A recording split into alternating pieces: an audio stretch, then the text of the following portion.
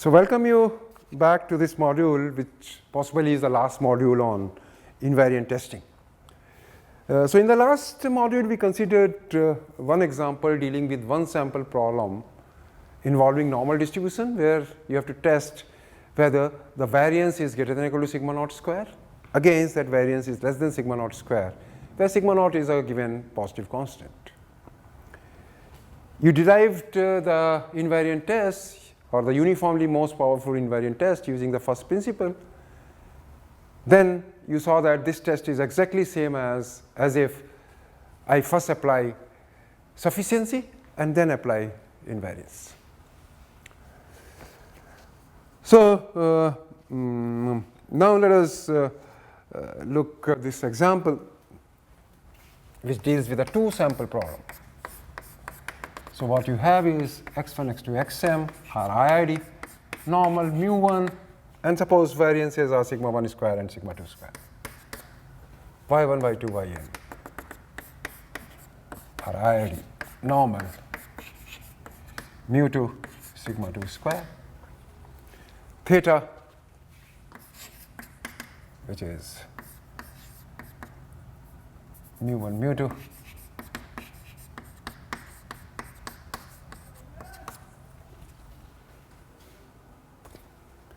belongs to R2 cross 0 to infinity, which I can call as theta. So my f theta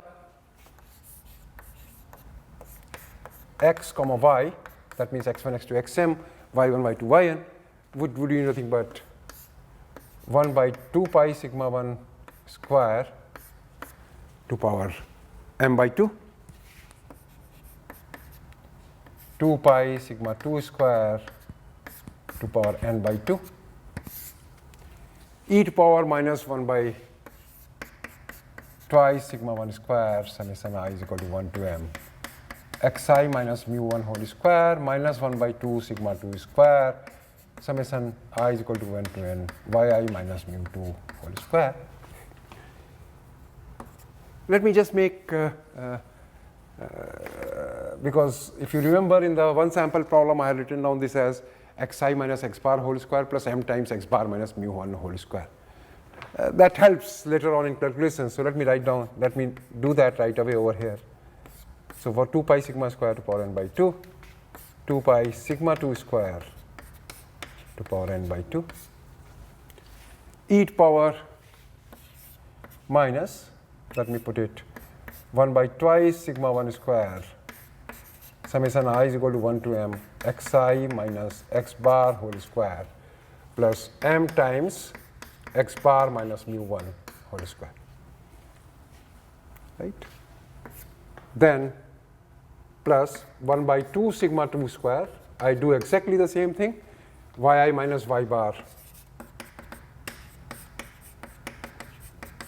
So I add and subtract y bar over here, so yi minus y bar whole square plus n times y bar minus mu2 whole square, cross product terms just gets cancelled because of summation yi minus y bar factor, and y bar minus mu2 goes outside the summation, and summation yi minus y bar is 0.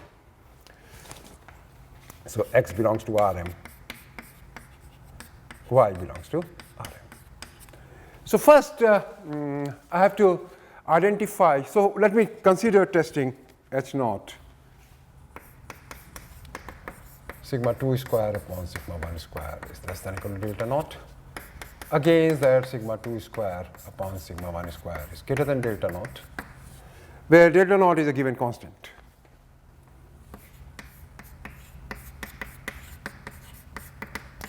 This is a specified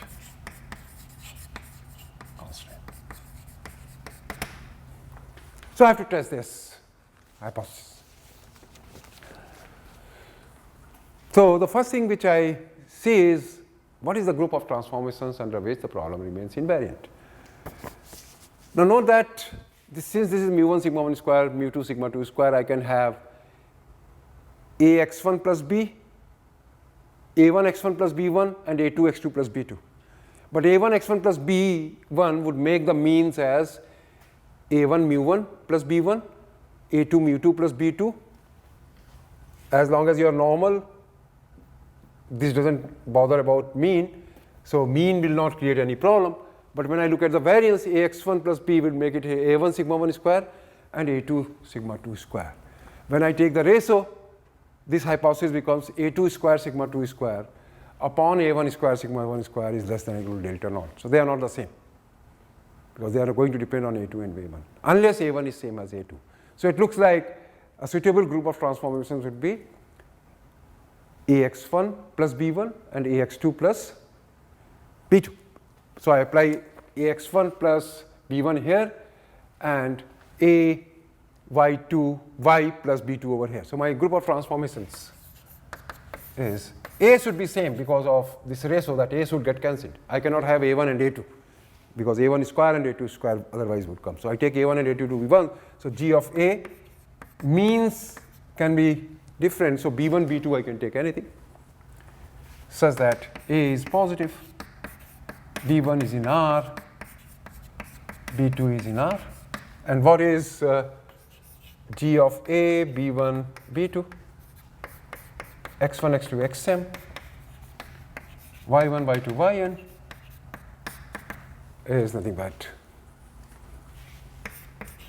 ax1 plus b, axm plus b, sorry, b1, ay1 plus b2, ayn plus b2, right? X and y belongs to R of m plus n.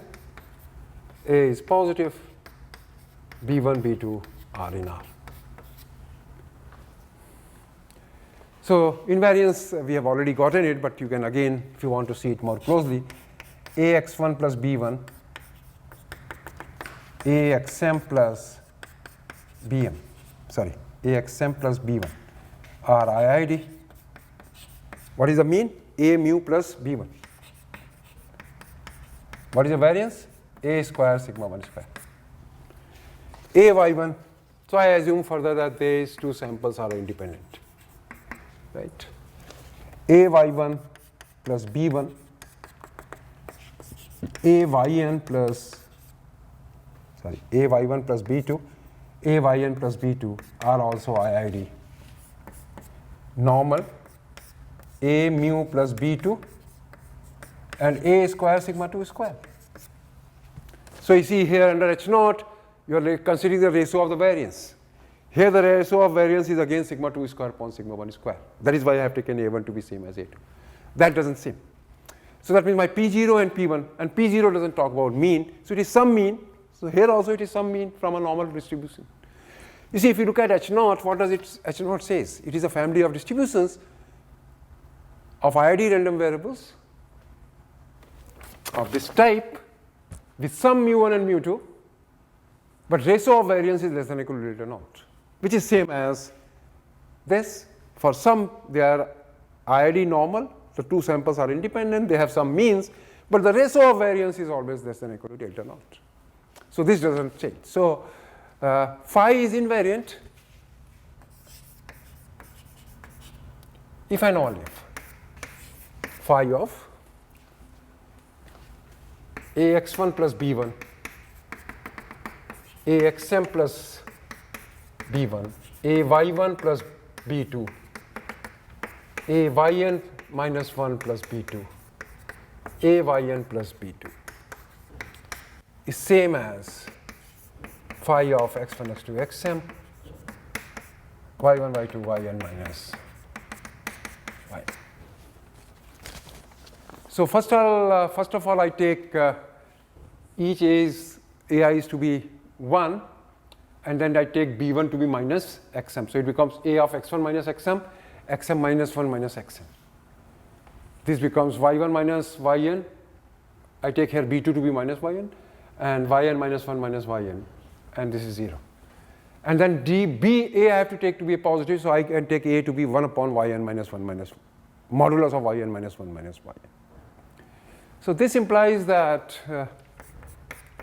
phi of x1, x2, xm, y1, y2, yn is same as phi of x1 minus xm divided by mod of yn minus 1 minus yn. It goes up to xm minus 1 minus xm by mod of yn minus 1 minus yn. And then here y1 minus yn divided by yn minus 1 minus yn. Yn minus 2 minus yn divided by yn minus 1 minus yn. And then yn minus 1 minus yn divided by yn minus 1 minus yn. Note that this quantity tells you the sign of yn minus 1 minus yn. So if you know this quantity, you know the sign of yn minus minus yn. So in particular, you know that phi of yn minus minus yn. So this would be 0 also over here, right? There would be 0 in the end also, because yn minus yn and all that.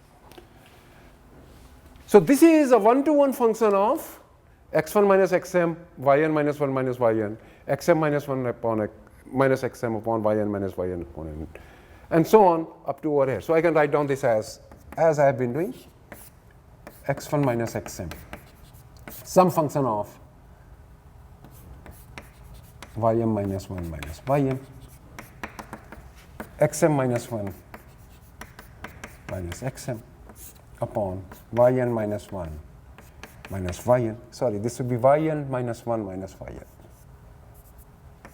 Right? Then y1 minus yn upon yn minus 1 minus yn. Yn minus 2 minus yn upon yn minus 1 minus yn. And then yn minus 1 minus yn divided by mod of yn minus 1. Note that this is a discrete variable which takes plus 1 if yn minus 1 minus yn is positive, and minus 1 if it is negative. And this is also invariant. Why? Because you can apply ax1 plus b1 over here, b1, b1 get cancelled, so a comes over here, but that a is common to a yy plus b2 also, so a gets cancelled. And everywhere you get this as invariant. So you get maximal invariant statistic as this quantity. So this implies that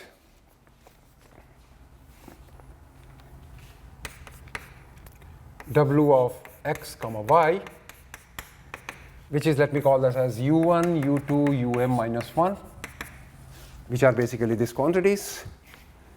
Then v1, v2, vn minus 2.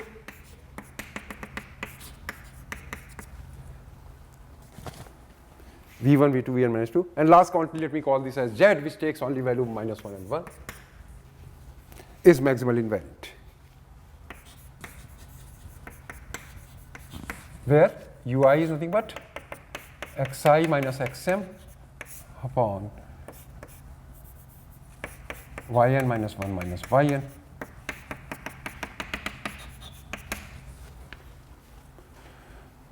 Vi is nothing but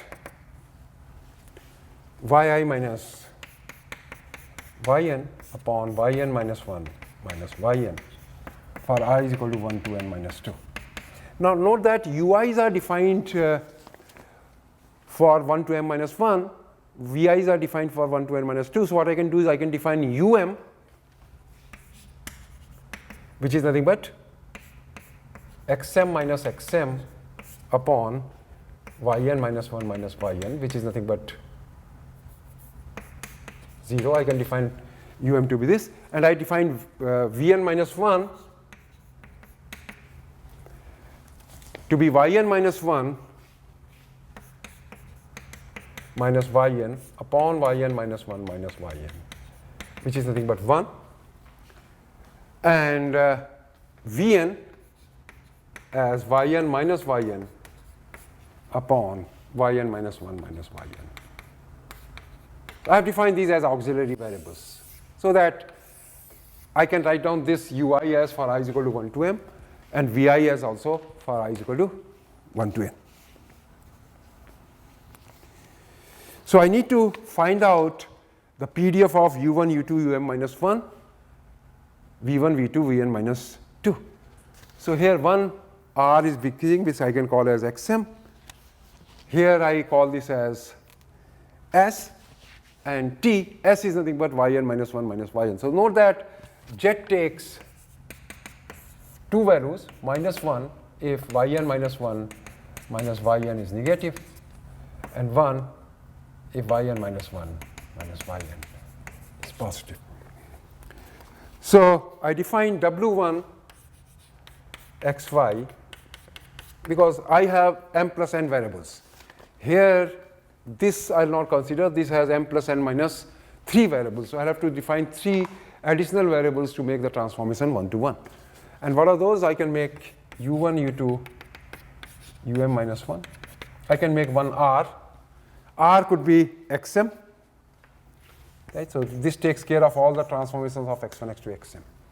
Then v1, v2, vn minus 2. And then I can make s, which is yn minus 1 minus yn. I need one more t, and I can make t to be yn. Is that okay? So with this, what do you get? Them I have already defined. So what I have is my ui is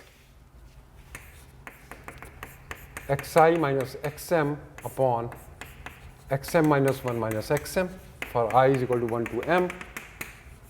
Vi is nothing but yi minus yn upon yn minus 1 minus yn for I is equal to 1 to n. So xi turns out to be, this is how much? Xm minus 1 minus xm. I have, this is yn minus 1 minus yn, right? Everywhere I am. Yn minus 1 minus yn. Xi is nothing but s times ui plus r, right? I is equal to 1 to n. What is yi? Yi is nothing but yn minus 1 minus yn is nothing but s, so s times vi plus yn is nothing but t. So what is the Jacobian of a transformation? So u1, u2, um minus 1, so m minus 1 will come from here, right? In um it will be 0, so that will not come. N minus 2 will come from here, so the Jacobian will be equal to mod of s to power m minus 1 plus n minus 2. So m plus n minus 3. Is that okay? Because here vn minus 1 minus vn, if you look at vn minus 1 is 1, so it would be s plus t, so it is only up to vn minus 2 s would come. Similarly here up to m minus 1 s would come because um is 0. So Jacobian is this quantity. So joint PDF of w1 is basically this quantity. u1, u2, um minus 1, r, v1, v2, vn minus 1, st. And that is what you have to put this transformation, which is nothing but f theta star u, v, r, s, t. I put everything over here. This is nothing but Jacobian term will come, so mod of s to power m plus n minus 3 divided by all those quantities to 2 pi sigma 1 square m by 2, 2 pi sigma 2 square to power n by 2 e to power minus 1 upon 2 sigma 1 square xi minus x bar. Xi minus x bar would be nothing but sui plus r minus su bar plus r bar. So r gets cancelled, s square comes outside, so it becomes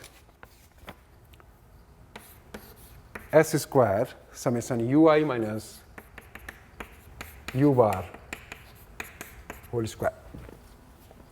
Then plus m times u bar minus, sorry, x bar minus u1.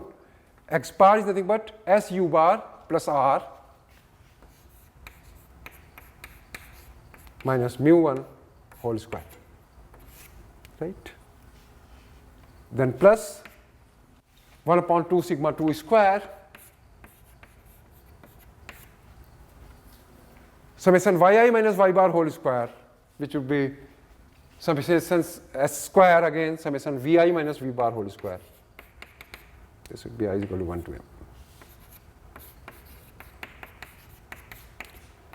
Plus n times y bar minus mu. So y bar minus mu is nothing but s v bar plus t minus mu plus n times s v bar plus t minus mu whole square.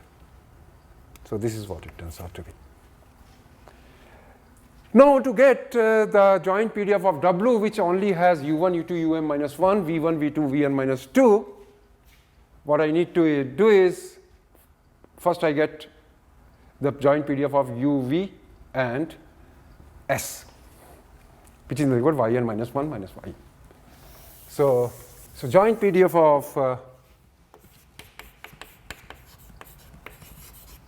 u1, u2, um minus 1, v1, v2, vn minus 2, s is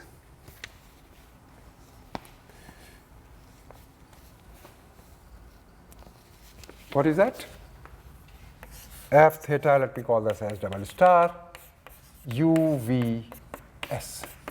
So what I have to do is here I have to integrate it at t. There is no t over here, there is no t over here. This goes outside. When I integrate this, this is t minus mu minus s bar. So it is like a density of a normal, right? There is no t over here. And what is the variance over here? In this case, n by sigma 2 square.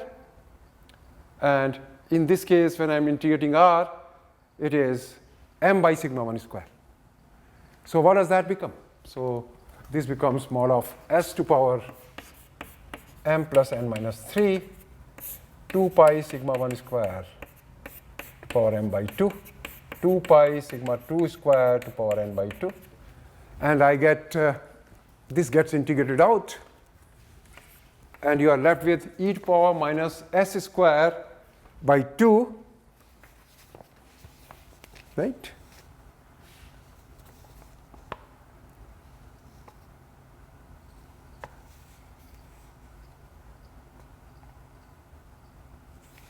So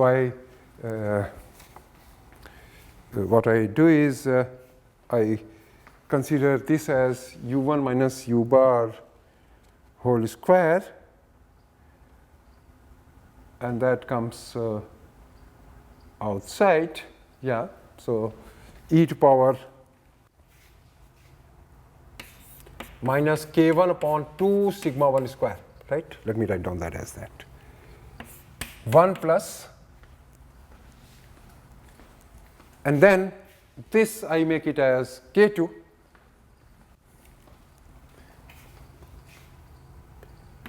k2 upon theta s square, right? And then, so that takes care of this, and that is nothing but sigma root 2 pi. So sigma is sigma 1 by root m root 2 pi into sigma 2 by root n into root 2 pi, right? R and t gets integrated out. So this is, and what is your k1? That is nothing but summation I is equal to 1 to n ui minus u bar whole square. K2 is nothing but summation vi minus v bar whole square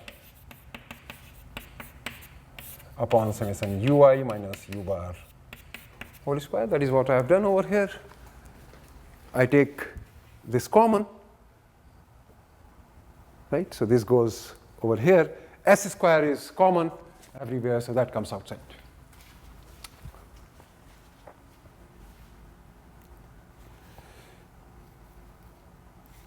Now, note that Z is either plus 1 or minus 1.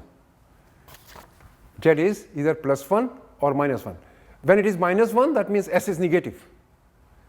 So, joint PDF of U1, U2, Um minus 1, V1, V2, Vn minus 2 at Z is equal to minus 1 would be, I integrate it out from minus infinity to 0. But it is an even function of S, so when integrated out from minus infinity to 0 to S, there is a mod S and S square, you can convert it into 0 to infinity, and it becomes S to power M plus N minus 3 S square. When Z is plus 1, that means Yn minus 1 is Yn is positive. What is the PDF of U1, U2, Um minus 1, V1, V2, Vn minus 2 at Z is equal to plus 1? Same thing, except that now you have to integrate S from 0 to infinity. But if you integrate S from 0 to infinity, you get S to power M plus N minus 3, the same quantity. So what do you conclude? So the joint PDF of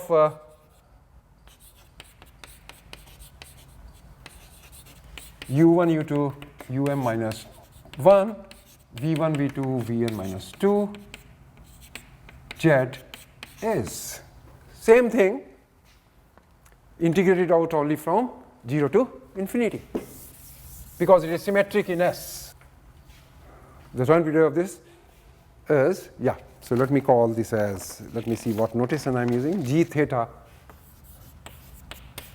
U V Z, except that this Z is a discrete variable which can take plus 1 or minus 1 value. So this would be some constant involving theta and sigma 1, let me say, and then 0 to infinity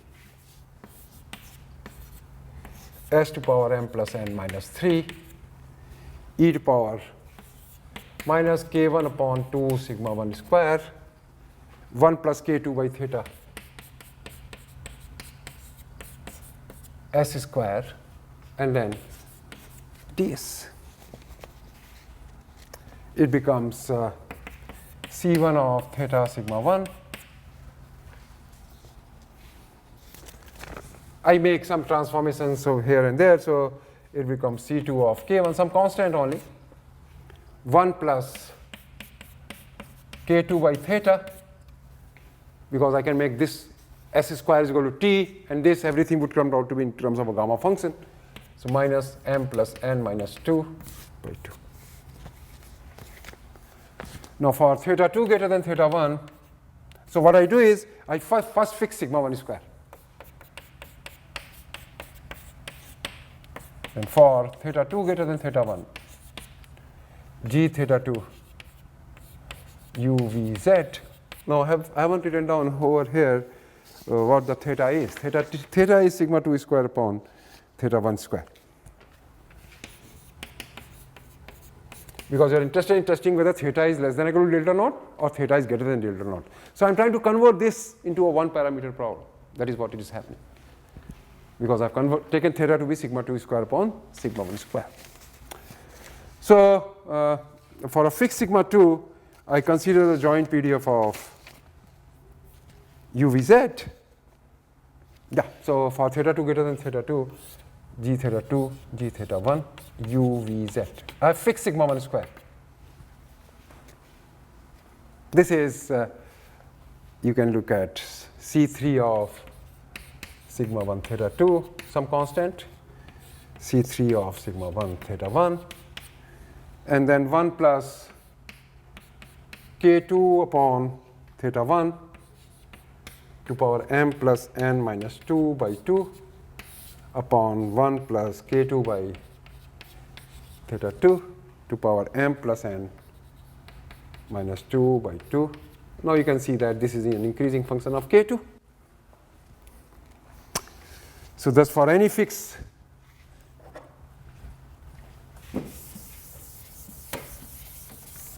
and what is your hypothesis? Hypothesis can be written in terms of one parameter for which you have this density. So there is only one parameter in this density. So everything can be written as theta less than or equal to delta naught.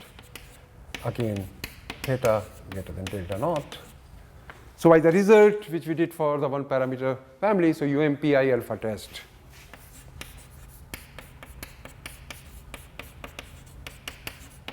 phi naught x.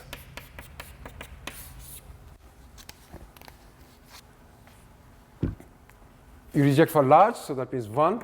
And since this is MLR, so it is an increasing function of k2. So that means you do it for k2 greater than 0, 0.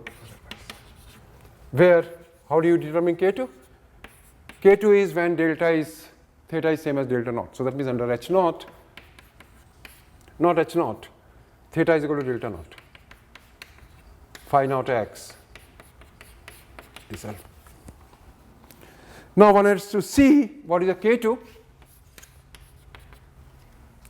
K2 was summation vi minus v bar whole square upon summation ui minus u bar whole square. So summation I is equal to 1 to n vi minus v bar whole square by summation I is equal to 1 to m ui minus u bar whole square. But vi's and v bar can be written in terms of exercise. So it will become yi minus y bar whole square.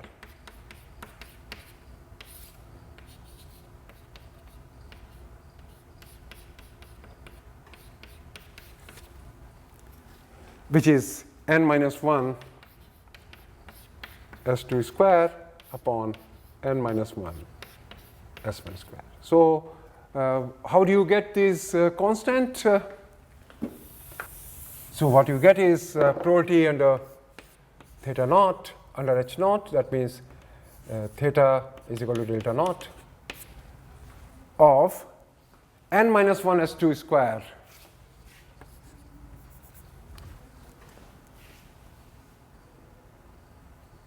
n minus 1 s2 square upon m minus 1 s1 square is greater than c, probability of rejecting h naught when h naught is 2 is 2. Now under theta is equal to theta naught, that means sigma 1 square upon sigma 2 square is same as delta naught. So I write down theta is equal to theta naught. So I divide it by degrees of freedom. So s2 square upon sigma 2 square upon s1 square by sigma 1 square. So that means you have to multiply by sigma 1 square by sigma 2 square, right? And sigma 1 square by sigma 2 square under h naught is given to be 1 upon delta naught.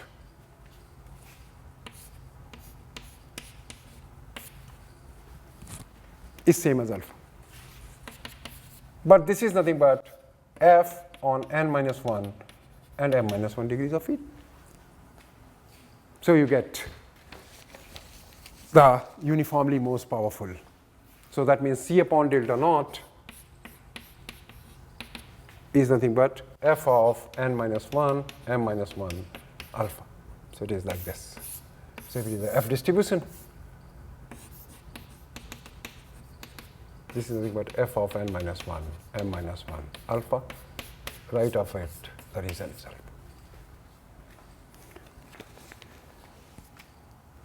Now in this case also, this test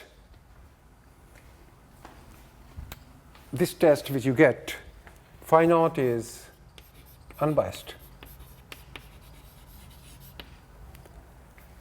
It is also invariant because when I apply axi plus b, axi plus b1 here and axi plus b2 over here, a is same.